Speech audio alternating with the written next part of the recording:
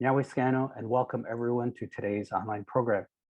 My name is Terry Jones, and I'm a member of the Seneca Nation of Indians, and we are located about 30 miles south of Niagara Falls. I'm also one of the strategic advisors to Native Spirit Festival, and I congratulate Tweed at Native Spirit for collaborating with Pitt Rivers Museum, who includes Andrew McClellan, Beth McDougall, and Josie Kettle, and the Bawaadan Collective, who includes Ashley Maracle and Yuma Hester, and the 25 filmmakers who are screening in today's program. As an Indigenous filmmaker, I'm inspired to see initiatives like today's program that facilitates Indigenous film and video artists to screen their works to audiences beyond the shores of Turtle Island. It is my hope that collaborations like today's programming continues into the future. I would like to introduce one of today's moderators, Yuma Hester, to introduce today's screening. Welcome, Yuma. Thanks very much for that intro, Terry. As Terry mentioned, my name is Yuma Hester, and I'm just going to ask whoever's on the call, Ashley and Marjan, Nathan and Candace, if you guys could quickly turn on your cameras and just wave hello. This is our crew that we have here today. There will be more people joining us, and we'll give them a chance to introduce themselves after the screening.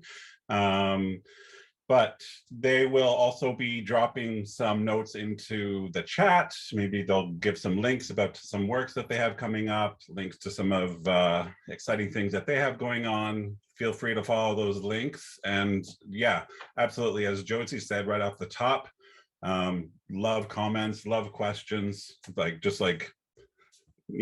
throw everything into the chat, and we have moderators kind of like going through and making sure that all the questions are tallied. My name is Yuma Hester, and my beautiful wife, Ashley Maracle, and we're kind of co-creator, designer, whatever, for the Bawaadan Collective.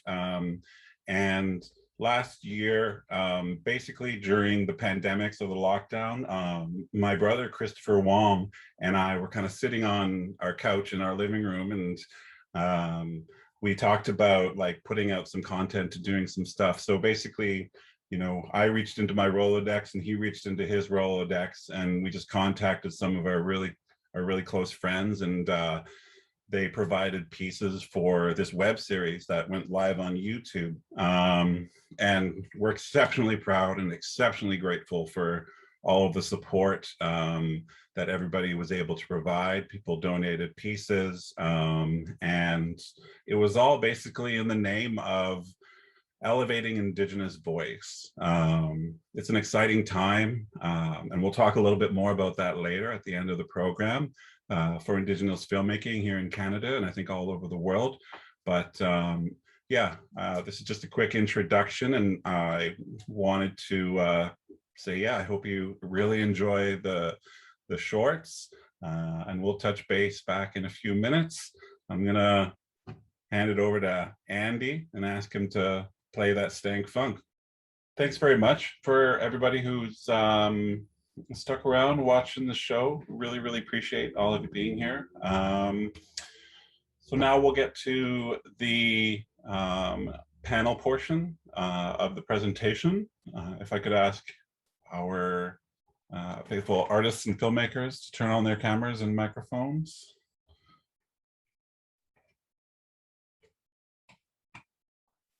Brilliant. Yeah, I just wanted to say huge chimigwech for viewing and attending the showcase of the films. Wanted to give props, recognition to all the filmmakers, the educators, and the artists in attendance today, as well as wanted to recognize in the United States, this National Indigenous Peoples Day was yesterday. As well, last week here in Canada, a couple of weeks ago here in Canada, we had the first Canadian National Truth and Reconciliation Day. So I won't take too long. I'd love to get to some of the questions. You've been asking some questions in the Q&A. Love that. Throw questions in there as well. Feel free to throw some into the chat. I guess I'll start out by letting everybody in sort of a round introduce themselves and maybe share which piece was yours, and yeah, I'll popcorn style, whoever wants to jump in first. All right, Nathan, you're up. Bonjour, nice to see everybody. My name is Nathan Adler, and I'm a writer and a filmmaker. My film was called Non-Indigenous, and it's just a film. I didn't really know what I was making when I started making it, so it kind of evolved into something. It ended up being a piece about my grandmother, basically. So a lot of the colors in the film and the animals, they're all things that kind of like became like are things I associate with my grandmother, and it just kind of like evolved organically into this piece about my grandmother. And it started with the audio piece because I had the audio track I had kind of made on a spur of the moment kind of. I was like fiddling around on GarageBand, and I had recorded my grandmother and my mom talking in the background, and then while I was just messing around, and then it became this like neat little atmospheric audio piece. And then when I was asked to, it had been sitting around for a couple of years, that audio track, and then I was asked to make something. So I was like, what am I going to make? And then like, I've always wanted to do something with this track. So then I paired it with the visuals, and it just kind of evolved from there. Brilliant. Thanks for that. We'll head over to Candace Maracle. Sega. My name is Candace Maracle. My piece was called Wagnestohane, which means in Kanyakeha, light corn with ash. So that was the short that I did, all in the language. I've been studying in an immersive setting, my language, which is critically endangered, for about 4.5 years. And part of me maintaining it, and also in an effort to help revitalize it, I try and do as much as I can in the language. And that was the traditional process of, in the language, it means washing the corn, but it's to lie the corn, which is the traditional indigenous process of removing the outer shell. In the language, it's called a jacket. On the corn, on our traditional white corn, which is our one of our major forms of sustenance. And in that process, it also brings out, I believe it's called nixtamalization, but it brings out even greater nutrients in the corn, which is part of our indigenous knowledge, which has sustained us for forever. Anyway, that's it. Toknigo. Miigwech, Candace. Head over to you, Marjan. Hello, my name is Marjan. I'm from Aotearoa, New Zealand, but joining you today from Toronto. I'm one of the non-Indigenous members of Bawaadan, and my piece was the second one. It was right at the beginning, and it was an interview that Yuma did with me about a map I drew, about some research I did about the settlement duty of the area that I live in, and how that affected who settled here and who made farms and everything like that. Excellent. Thanks, Marjan. Marjan also provided the visuals for Craig Commanda's piece, which was, I think that one was titled Love Song. And then I'll hand it over to the beautiful Ashley Maracle. Sego Seukwego, everybody. My name is Ashley Maracle. I'm Yuma's wife, which is why he gets to say that. I'm Mohawk from Tainanega, and I am living here in Hamilton as well, obviously. And I'm sitting actually right in the couch that Yuma referenced earlier with, this is kind of where we were having the conversation around the web series initially. So where we formalized some of those ideas, and yeah, really wanted to be really creative. And I think one of the other things that I wanted to just flag really quickly for some of the participants, a lot of the members are coming from various different nations within the Bawaadan Collective, and we're working with artists of different nations as well. It is in large part a lot of family members in the collective as well. So you can kind of see our collective children throughout the series, which is really beautiful. Brilliant. So I'm going to go quickly to just one of the questions that came through the Q&A. So these films straight away challenge the historicizing of Indians. I hope that makes sense and brilliant to see. And I'll just ask of everybody, is there sort of, have you ever experienced people getting a sense of shock that Indigenous people are thriving and creating right now? Does anyone want to volunteer? I can kind of jump in there. I've definitely had people be surprised. I think that everybody on the call likely can speak to that as well. But I know when I lived abroad, I spent some time both in Ireland and in Scotland, and I remember somebody randomly kind of stopping me on the street, and we were chatting for a little bit. But I had to get to the point where in explaining kind of my background, I had to get to the point where I had to explain that I was like a feather Indian, which is not how I typically introduce myself.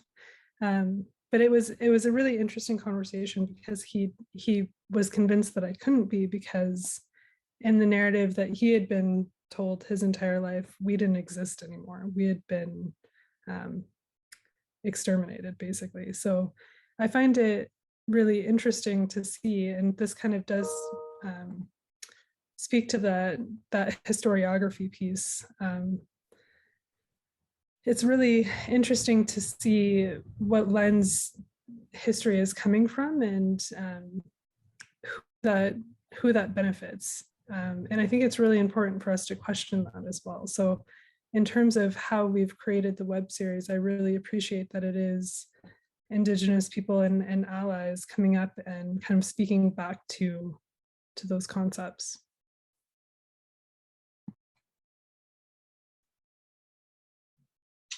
Thanks for that, Ashley. Did anyone else want to add to that?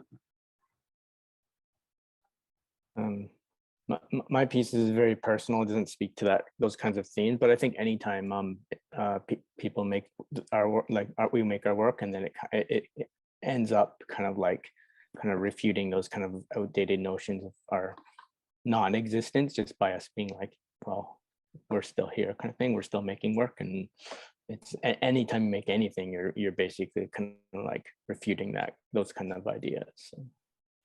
Absolutely. I mean, we know we're here. We know our culture is thriving, and like we see the beauty of it absolutely every single day. So, yeah.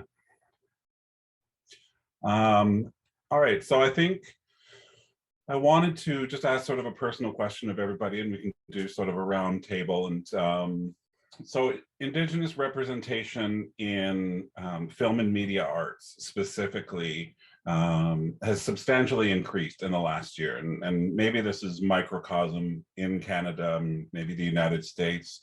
But I wanted to ask, as filmmakers, as storytellers, why do you think the time is now? Why do you think this has happened? What do you think, like, what are some of the cruxes of how this came to be where it is right now? Does that make sense? Absolutely, Candace. I don't know if I would say necessarily that it's substantially increased in the recent while. I think, like, over the last few years, what I think has happened is that people are paying more attention to it. So we have, certain things that come out, like the fallout with Michelle Latimer. So people misrepresenting themselves as Indigenous to access, initiatives or grants and things like that. That was big news in Canada, and people paid attention. So in the absence of Michelle Latimer telling our stories, who is telling our stories? Well, we have people with an authentic lived experience, people from reserves, people who speak the language, people who go to ceremony, people who know the culture. I think people are paying more attention, like Reservation Dogs. That's been a big news, big series out of the United States. It's been big news. I've seen a lot of coverage on it. It's doing really well on Rotten Tomatoes. It's gotten great reviews. But before then, we had a lot of Canadian programs like Moccasin Flats. I mean, I didn't watch them all, but I'm aware that they existed, you know, and now I think there's more of a, what's the word? There's more of a palette for it, I guess. There's more of an awakening, a consciousness. Now people are realizing, oh, Indigenous issues, oh, they're important, oh, they relate to me. Okay, well then maybe I should be listening when they're speaking. That's all I have to say. Thanks for that, Candace. Did you want to add anything, Nathan? I would just say that, yeah, like people are more interested in hearing Indigenous stories from our perspectives rather than, because the narrative has been dominated for so long by like non-Indigenous people telling stories about us or not involving us in the storytelling process. But nowadays people are really more interested in hearing what Indigenous people are saying from our perspectives rather than hearing it from the outside perspective all the time. I mean, there's some value in that sometimes too, but people are just more interested in hearing it from our point of view now rather than because they haven't heard it before, basically. And it just because people are more aware too, I think, these days too, which is good, I think. Yeah, absolutely echo that. I hope that like people are more whether it's education, that they understand there's an authenticity to it as well, and that they are listening to our stories and not, you know, doing their research to make sure that there's an authenticity to it as well, right? That it's coming from like community and Indigenous voices. So I'm going to call on our moderator and ask Terry if you wanted to speak to that question as well.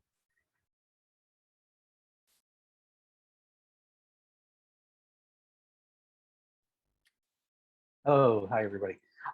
Yeah, I mean, what you guys are speaking about is you know, it's like this idea, this concept of borders.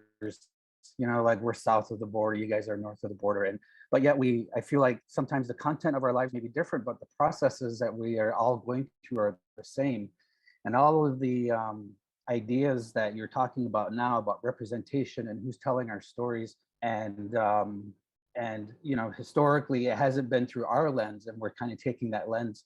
I don't even know sometimes if I say if we're claiming our voice or we're reclaiming our voice. I mean, have we had it in, you know, in certain areas of academia or film and video? In many ways we are claiming our voice for the first time, or we're reclaiming. But yeah, a lot of what you're talking about are the same issues that we're dealing with over on this side.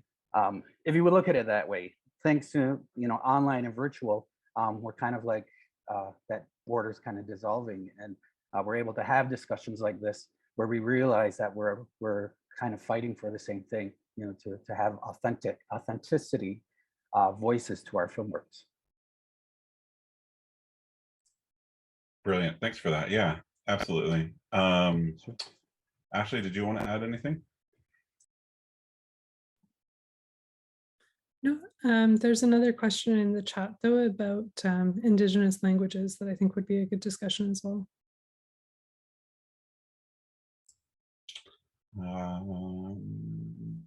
I can jump in and yeah, go for it. Yeah. How do you feel about audio in Indigenous languages screening with English subtitles? For context, our Welsh language TV offers this, but the English language TV in Wales won't carry interviews in Welsh with subtitles. Unfortunately, the individual who's asked also can't stay. They probably have to jump out just either right now or a minute ago. So, but just I think in terms of some of the Indigenous language pieces, there is a lot of similarities with language reclamation, and I think that that's really important. So one of the pieces that we've been really blessed to be able to be a part of it's a separate project from what we've been working on, but we've been working with the Jujunha Ngwawana organization from my community, and we're actually going to be working on a piece that covers council minutes from 1800, and it actually details a murder that took place in the community, but it's interesting because a lot of it was held in the language. And so the translation is in English, but it's an interesting kind of time period to be looking at in terms of the shift in perspective that was taking place.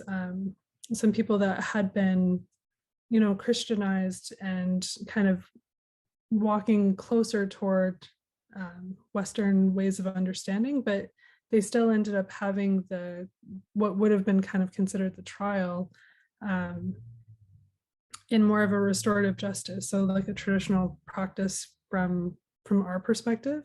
So it's a really interesting piece, but it is being organized by Jujunha Ungwawana, which is a Mohawk language initiative that they've got a language nest, they've got adult immersion, they have, you know, multiple different language kind of priorities happening all simultaneously. But because of that, that project will be in the language with English subtitles. And yeah, it's very exciting from my perspective anyway, to be able to be involved in a community project like that. Anybody else? Candace, I know that you're much further along in your language reclamation journey than I am.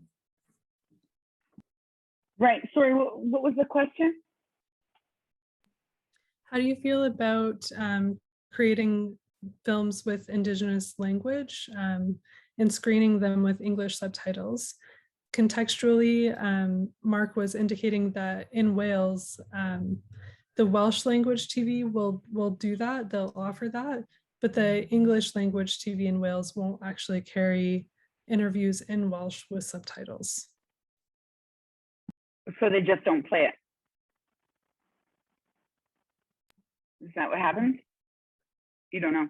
Okay. He's saying correct in the chat. Okay. I mean, my preference, anytime I envision a film in the language, I always envision that the visuals will carry the narrative, that the visuals will help kind of hint at what the dialogue is. So I deliberately leave them out of this one. And I do that kind of, I do it to put the emphasis on Kanyekeha. I also do it so that Kanyekeha learners can seek out those words rather than it just plainly being translated below. But I will say that I've tried to use as much language in my films as I can. And for the purposes of distribution, for screening at other international festivals, sometimes English subtitles are required. So having to make that decision, I would rather my work be screened and be seen than not include English subtitles. So, I mean, I guess I'm not, I would have my work screened either way. I would rather the language get that exposure than be excluded because I'm fixed on not wanting to include any English subtitles whatsoever.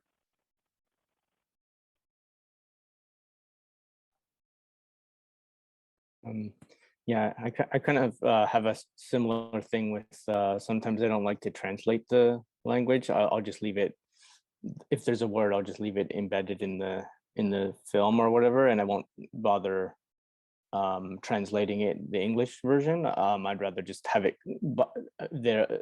It's often kind of clear by context, but with my film I put subtitles, but they're only the English, and then when there were words, Ojibwe words or Anishinaabe words, I would just leave them untranslated. And then, yeah, I don't know if people should be forced to provide translations in English, because yeah, I don't think they should be. And with my film in particular, the audio track is my grandmother speaking, and then she's her first language was Anishinaabe, so when she's talking, she's mixing up her pronouns like she and he, and it's one of those kind of like thing, like first language speakers, they often do that.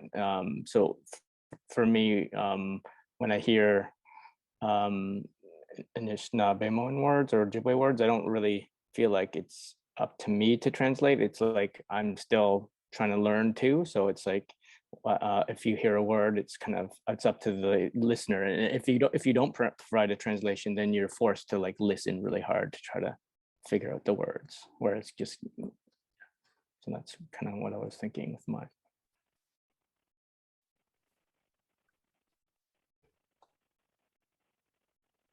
Candace? Sorry, further to Nathan's point, I just want to agree with that too. I mean, I feel like, you know, growing up, we were forced to watch a lot. I mean, not forced, we didn't have cable, so cartoons sometimes came in French. I just had to watch that and deal. And I think, you know, when our grandparents and parents were sent to residential schools, they weren't given the option of, you know, we have a translator here that's going to take everything from Anishinaabemowin to English just to ease that transition for you. So it's almost like a little bit of a pushback. It's almost like a response to what happened to our grandparents and ancestors that were forced, you know, and not saying that we're forcing people to now, you know, envision everything through our language, but it's an opportunity. It's a glimpse to understand that bit of a disconnect there. And it's a kind of an in your face. Here is Ganyageha. Here is a film completely in Ojibwe. And I think it's appropriate. Also in my 2 cents too, if that's all right. Yeah, I think I definitely lean more to the not including them. I don't know if I don't know if you guys have ever done, is it SRT tracks or SRC tracks? They're the subtitle tracks basically. It's very cumbersome, and and I think you can hire out to get that work done, but it's like literally kind of like typing things out for yourself and having it match up. And I think that's pretty cumbersome. But for me in language, I think, you know, being half like Ojibwe, half Anishinaabe, and half Cree, I think I would prefer just to like essentially create product for those audiences. And I understand there's a lot of our own people that don't necessarily carry the language or as well. But I think, you know, there's still an understanding, there's still a connection to it. And even if you can't like completely sort of like absorb something, that there's still a deeper connection to hearing it and including it just as it is within the pieces. So.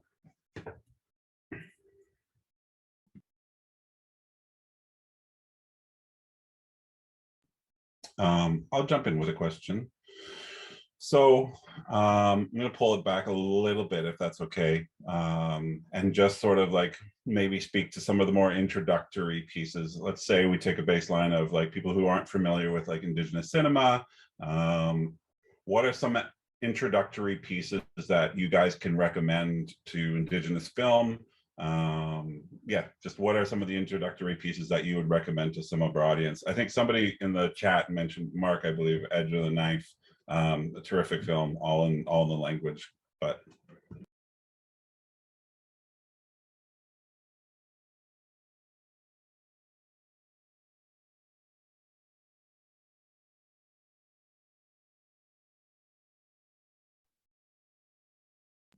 Smoke Signals is a pretty great film. It's a classic film.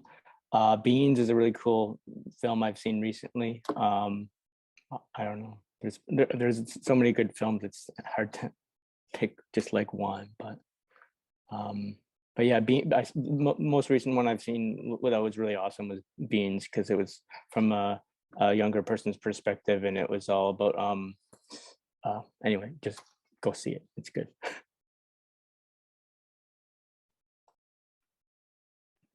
What was the one you mentioned, Yuma, in the chat? Is he there? He just stepped out for just a second. Okay, I'm just going to say this, and then I have to step out too. I would say anything by Jeff Barnaby. I think we're looking for contemporary Indigenous cinema. His is really far out stuff. Donna Spillet has a film out now called Night Raiders. I think it just premiered at TIFF. I haven't seen it yet, but that's getting a lot of recognition. And then one of my favorite Indigenous filmmakers that is not from North America is Taika Waititi. And one of my favorite like all-time films is Boy, because it really captures, and then we're talking about that, then he was also director for Thor as well. And I found that there was a lot of Indigenous humor, but Boy has certainly is steeped in Indigenous humor, which is one of our, I think, greatest strengths as Indigenous people.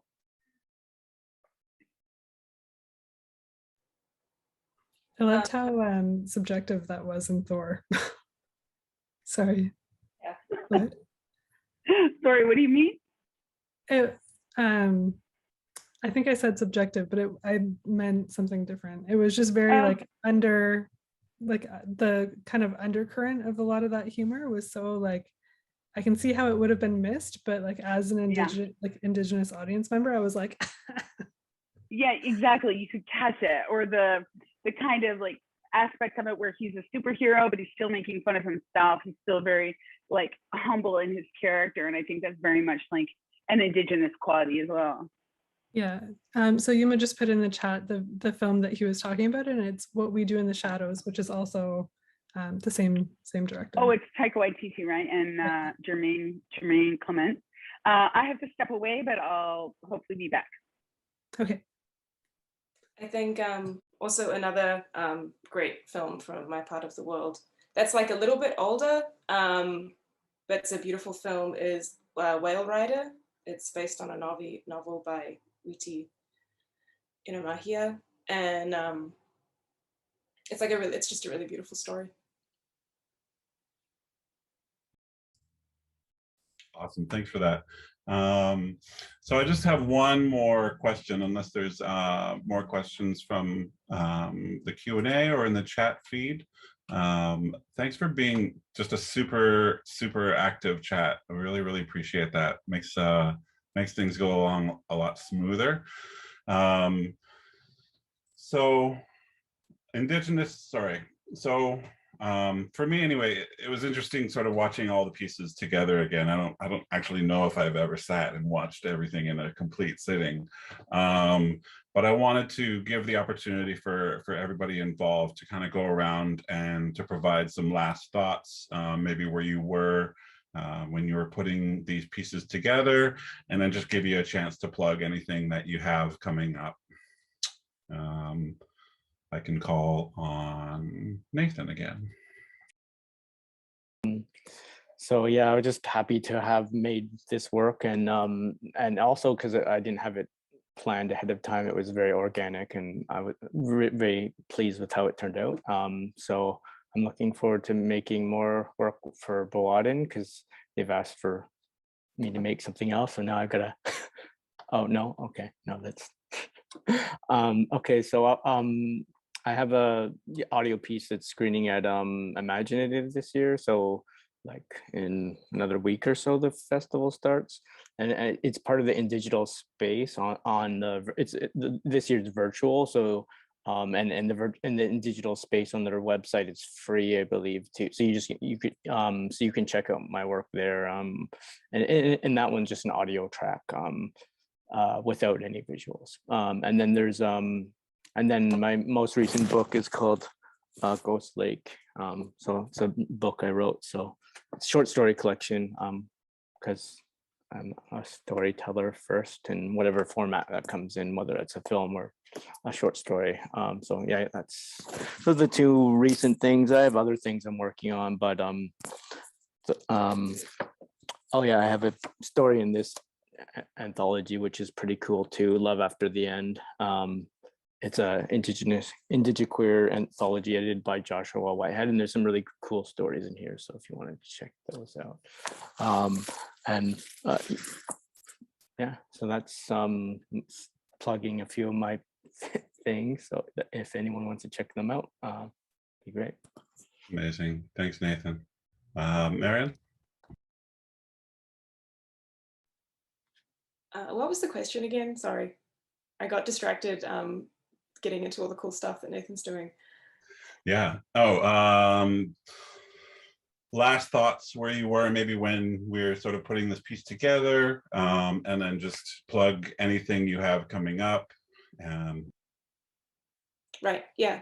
Quickly where I was when, I guess a lot of my work, I'm really interested in researching and finding out the ecological impacts of colonization and how they affect our world going forward, and telling those stories and those histories that are uncomfortable for settlers to acknowledge, but I think it's really important that we do in our art and we talk about them too.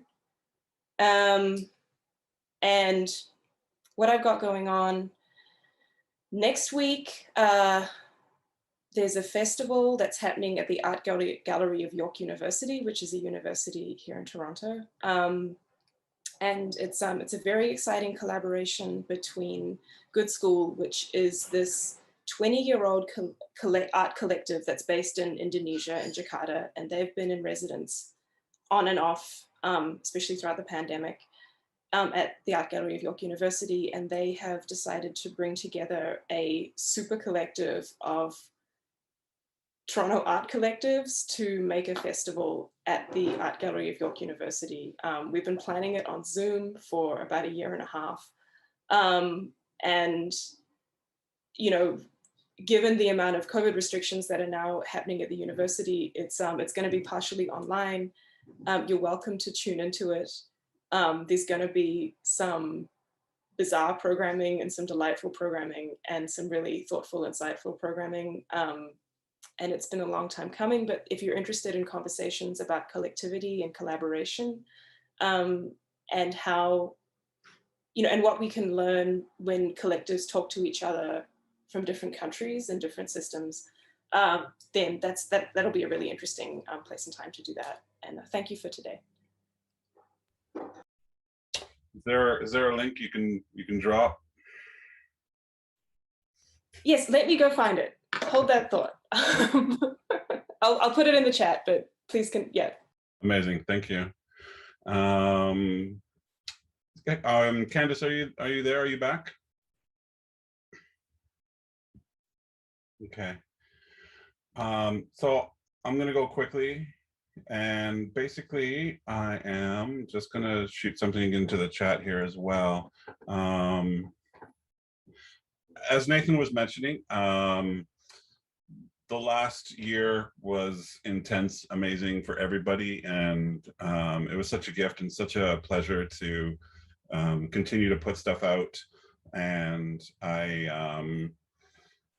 yeah, we had such a good time with it that we decided to do it all over again. And we have season 2 coming out.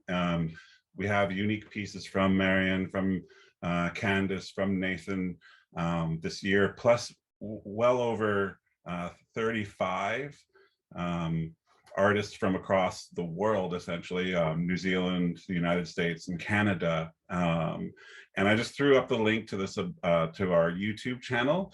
And I implore everybody right now to follow that link and hit that subscribe button, just because it actually helps the algorithm to push out all of the shorts to a wider audience that might not normally see them. So yeah, that would be my call to action for this panel. And yeah, we have some of the best like Indigenous filmmakers as well, like Jules Kostashian and There's a Cut Hand, who are involved in this series as well. So I want to say keep up with the stories. There's a lot more coming up, and we're starting off with the first of the web series coming out this Thursday at midnight, and it'll probably run until next June. Tell your friends, tell everybody, create fake accounts on Hotmail and smash the subscribe button, please. Ashley? I'm here to support.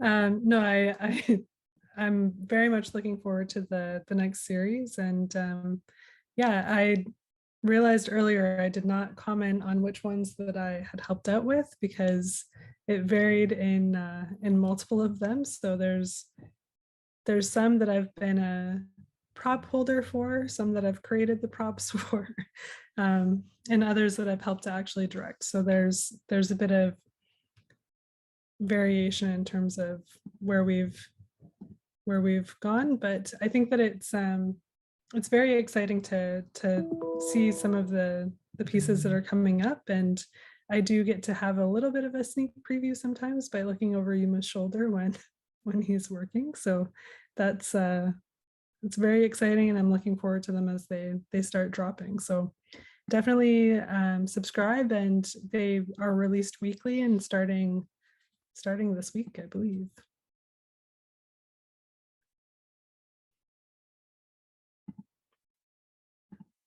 Well, one last chance to see. Candace, are you back or no? Okay. With that, I want to give a huge thanks to Pitt Rivers Museum for collaborating on this outstanding opportunity.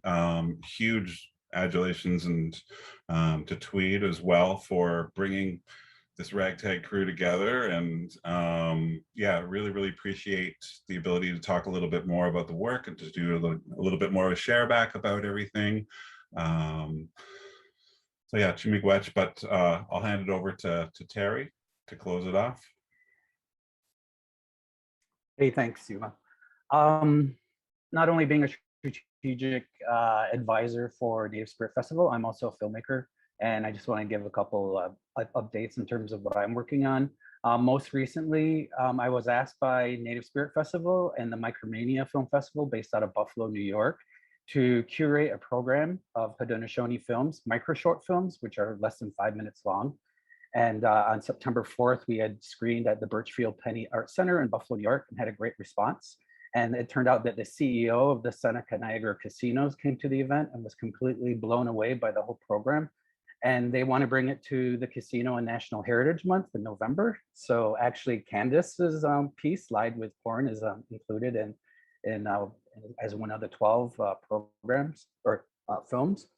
And then also at Imaginative next week during the Indigenous Digital Development Day on October 20th, I took part of a game jam in June.